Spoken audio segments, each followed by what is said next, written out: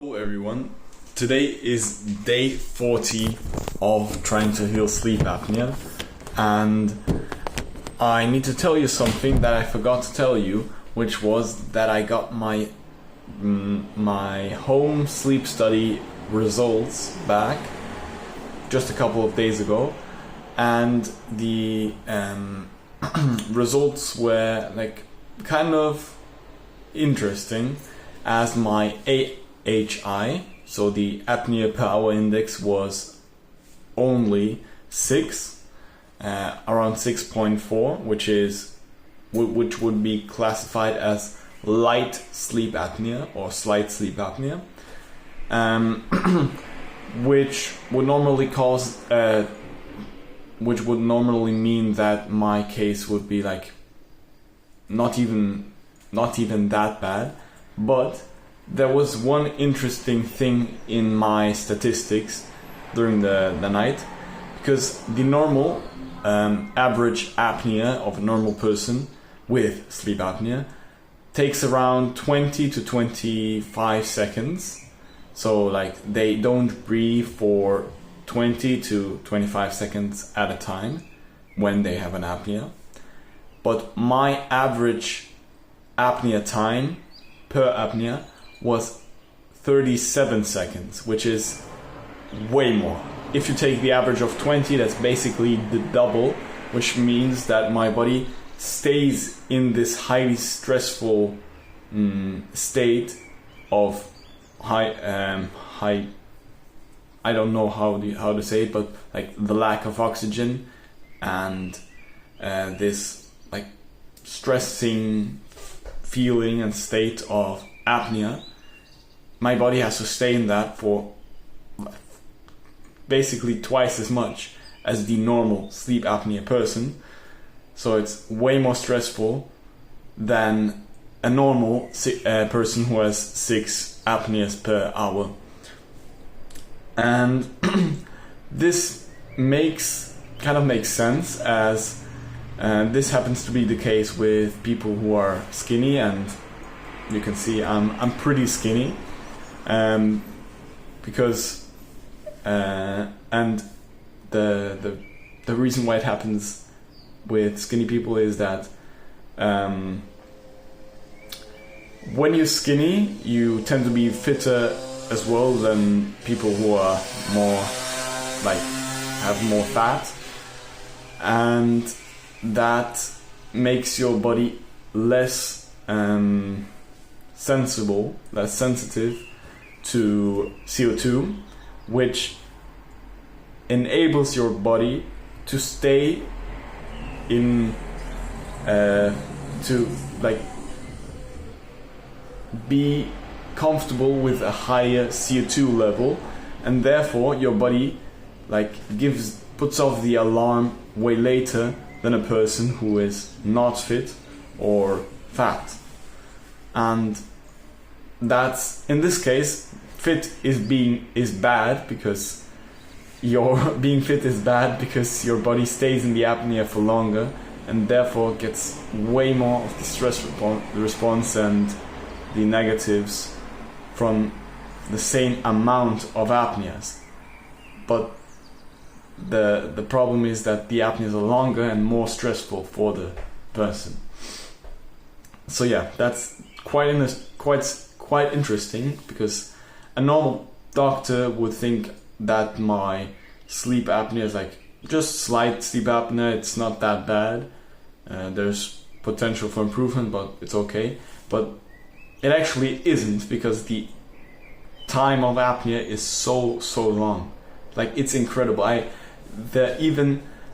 Especially the longest apnea that I had during the night, it was 1 minute 50. Like, basically 2 minutes of me not breathing. Like, how did I even survive that? That's incredible.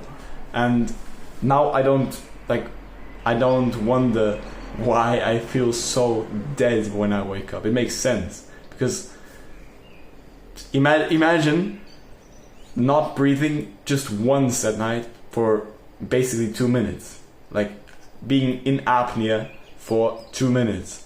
Like, that must be so destructive to the body. And, well, it is destructive. I can feel it every single day when I wake up and I feel like shit. I feel it as if I had been fucking okay, I'm not gonna say that word. As if I had been like punched all over the body by like 5 people during the whole night. I feel so bad. Like, but I'm not gonna cry and whine on this video. I just find it interesting that although my apnea index is so low, I feel so shit, which I explained right now. Yeah, I just find it so interesting. And yeah, what does this mean for the future? Well, I'm back on track with my habits again. I'm doing thumb pulling again. I did it 2 times today. My new like standard, or like my baseline, will be to do it at least once a day.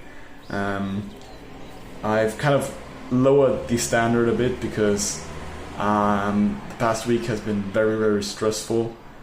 I've had some personal, very like hard things in my personal life happening, and yeah, I'm kind of decreasing the load a bit so I can manage it more easily and keep up the momentum without burning out.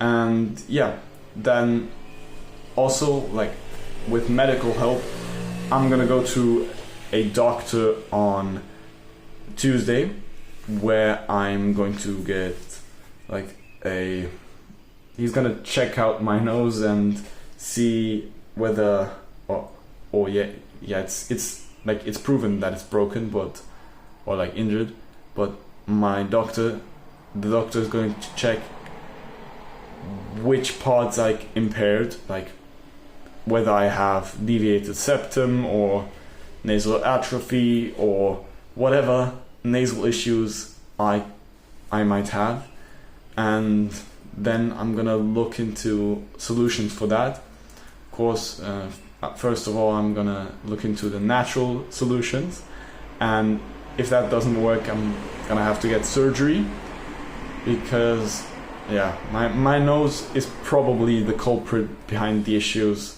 that I've been having for the last 3 years, and especially the past year.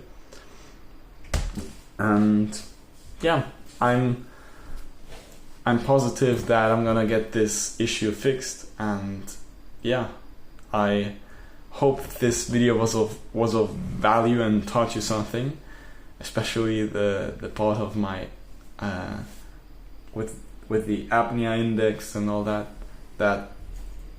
because it's very important to know that apnea index isn't everything.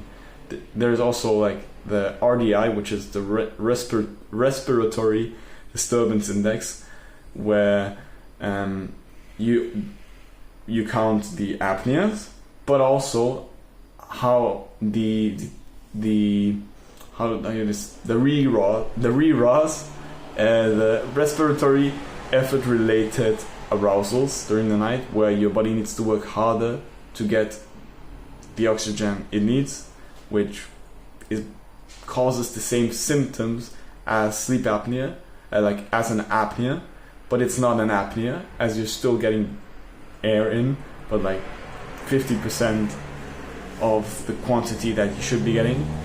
So like that's something that many doctors overlook, like RERAs and RDI instead of AHI. And then, just like I told you in this video, they also overlook the time spent in apnea, because there's people who have, say, 30 apneas per hour, but the apnea is only on average 15 seconds long, which is bad, like really bad, but it's still it's still better than someone who has 20 apneas and all of them are 40 seconds long, which I don't have. Luckily I have 6.4 apneas per hour. Per minute would be crazy. per hour, and they're on average 37 seconds long, which is like mind-blowingly long. And yeah, I've been yapping, but I believe and hope that this was interesting to you. And yeah, let's improve our sleep and health together. I see you.